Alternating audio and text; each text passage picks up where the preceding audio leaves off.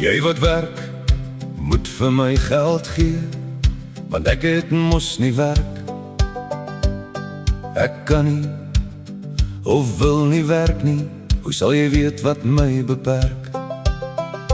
Daar's die welsyn, maar ek gaan nie, want daar's nie 'n dop vir my. Hulle sê ek moet eers nugter wees, maar daarvoor sien ek nie kans nie. Ou Koos soek nog 'n kans, maar ek soek net nog 'n dop. Hy droom nog van môre se werk. Ek gee lankal daardie droom op. Hy hou nog vas aan hoop. Ek leef net vir vandag, solank die wêreld vir my gee. Hoekom sal ek ooit verander? Ou Koos sit langs my op die bank. Hy kry elke dag 'n bord kos.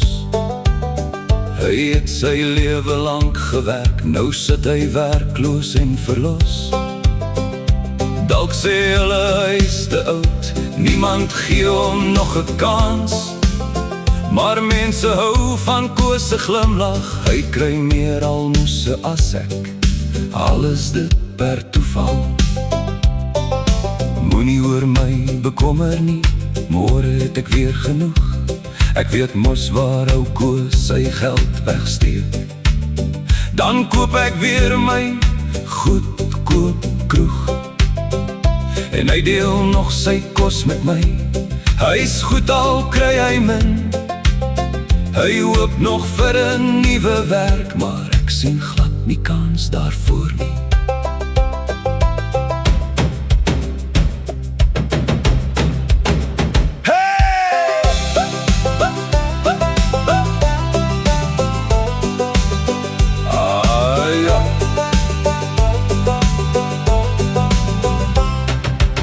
Ek stop by die robot voor die lig, daar kom hy weer aangestap. Hy lyk of hy skaars kan regop staan, met sy hand alweer uitgestrek. Ek draai my ruit maar stadig toe en ry weg as die lig groen slaan. As iemand regtig hulp nodig het, sal die welsyn hom bystaan. Volgende keer as ek kan gee, sal ek dit vir die welsyn stuur.